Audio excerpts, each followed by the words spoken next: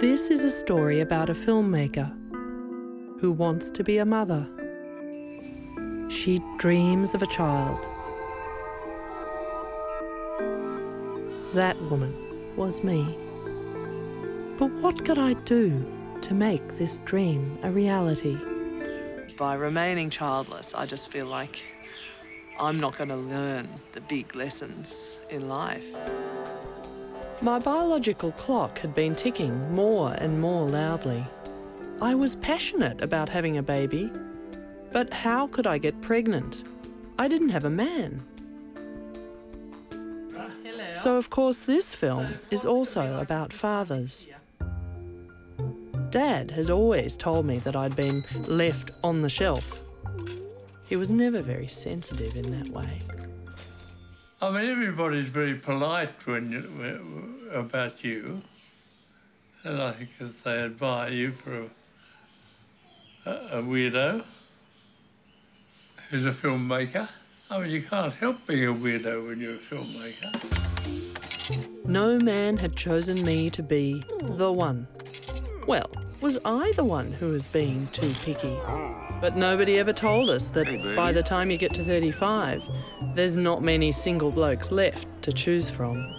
Most of the lovely ones, future fathers, had been snatched up while we were looking away, busy working at our careers.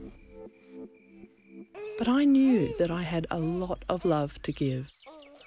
I was prepared to become a solo mother by choice.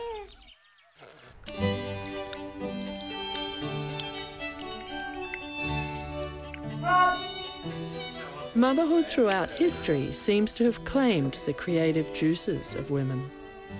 So how would I be able to balance my needs as an artist with the demands of being a mother?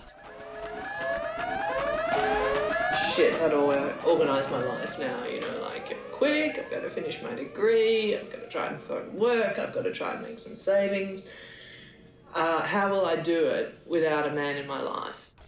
I decide to bypass the man and go straight for the sperm.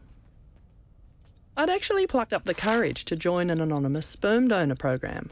But would you believe there's a 9-month waiting list? Apparently there's very little sperm available, now that donor children can have access to their records at the age of 18. Amazing, since men normally splash it around with gay abandon. Yet in the infertility clinic, it's like liquid gold. I am categorised as socially infertile. Well, I find this whole process of finding a donor, it's pretty depressing, really. It's a bit of a desperate measure to try and buy sperm, so it's from a vending machine. Are the sperm donors themselves making fathers redundant?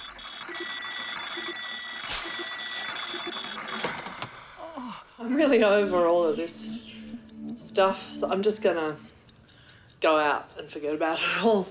Got tickets to see 9 Inch Nails. The music is hard, industrial, loud, erotic.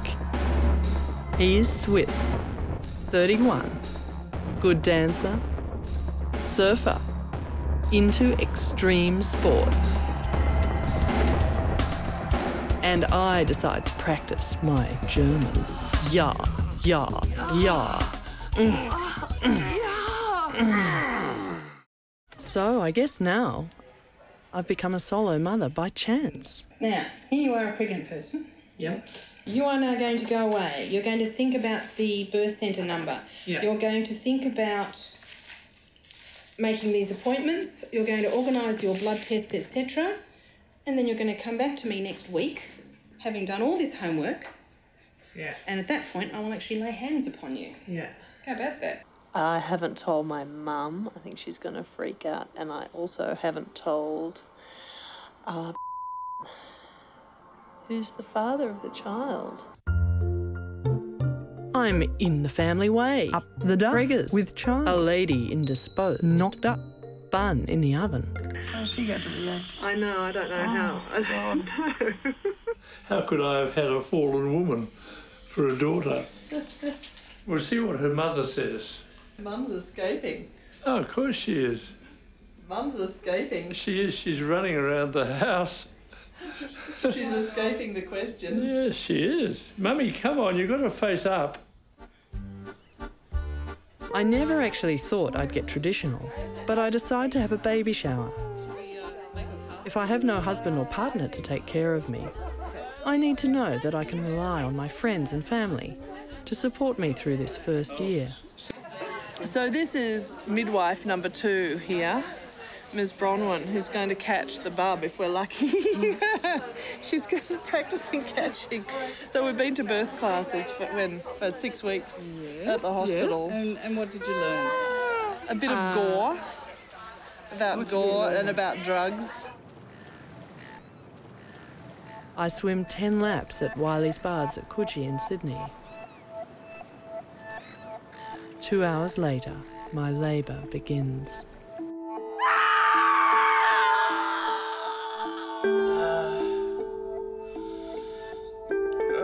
Thursday, Friday, Saturday, it's now Sunday.